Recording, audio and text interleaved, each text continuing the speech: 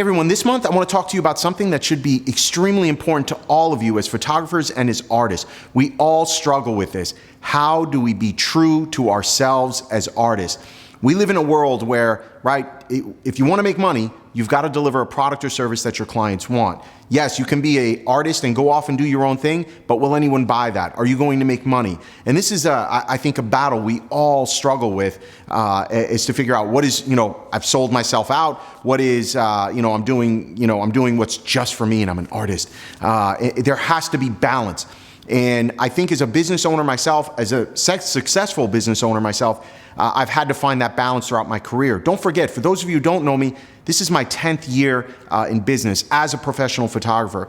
And trust me, that has not come easy. So what I have to do is constantly balance. What are the market trends?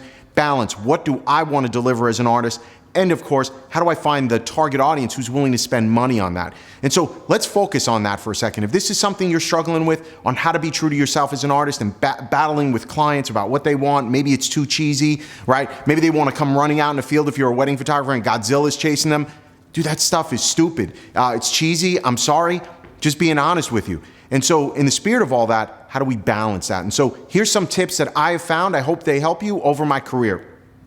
Number one, what is it you love? What do you love to do as a photographer, as an artist?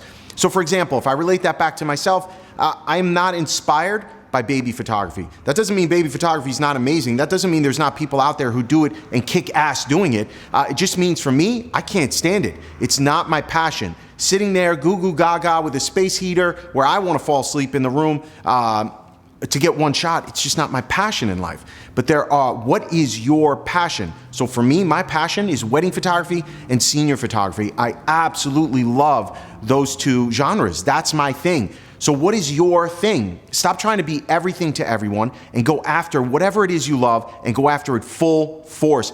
We don't even have to be talking about photography. What is it in life you're passionate about? Go after it. I promise you, you will never regret it and you will never be poor. Define your audience. So this is something else, right? It's one thing to be passionate about something. It's another to connect with your audience. So part of being passionate about whatever it is you love and going after it full force is then finding that audience, and I promise you, they are out there, they exist, that love your work, love what you're delivering. You've got to go and find that audience and connect with that audience so that there's this meeting of the minds. Once you find that audience, and that all sorts of marketing mechanisms for that, that could be Facebook, that could be Instagram, that could be direct mail, it could be newspaper ads, whatever the case may be, once you're connecting with them, now we've got a match. Now you can go after and be true to yourself as an artist and, of course, make money. We need money. We need money to pay bills. We need money for new gear. There is no glamour in being a starving artist. I didn't get started in business as an entrepreneur to be a starving artist. I want to make money. I want to be successful. Don't apologize for it. Don't be ashamed of it. Make the connection with your client who's willing to spend money. Number three.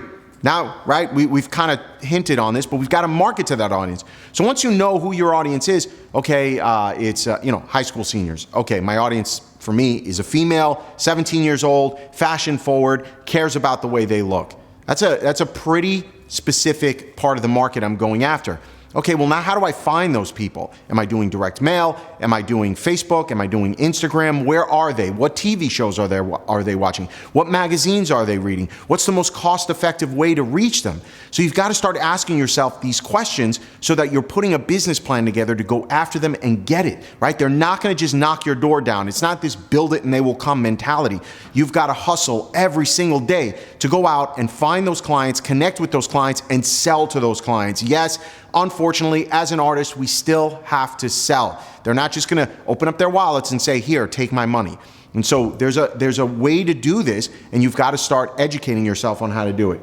Number four, be flexible. Okay, so I can understand how at the beginning of this, where it's like, hey, be true to yourself. I'm going to do what I want to do as an artist. Yes, very, very true. But you've also got to be somewhat flexible. So I would say every senior session, every wedding I go to, there's a mom request. There's for seniors and weddings, and it's typically a pretty cheesy shot. Hey, just do it, right? Make mom happy. Don't tell her you're not going to do it. Make her happy. Get the shot. And when she sees, hopefully, all the other beautiful pictures you got, she'll want nothing to do with those cheesy pictures, okay? So we've got to be somewhat flexible where we can. And then finally, guys, chase your dreams. You've got to do what you love. Life is way too short, right, to be working that desk job when you don't want to be working there. If you've got that entrepreneurial spirit, that fire in your belly, you've got to go after it. Chase those dreams. When I started out, this company, this business, my photography studio, I started in the basement of my home. I didn't have a fancy studio. I didn't have all the best gear. We all start somewhere. And so it's more important to me at this stage of my life to chase my dreams, do what I love, and wake up every day happy and loving what I do. And you know what they say, entrepreneurs, we're the only group of people who'll work 80 hours a week so we don't have to work 40 hours a week. So get away from that job, chase your dreams, put a plan together, and at the end of the day, be true to you. To read my article in full, be sure to visit BehindTheShutter.com.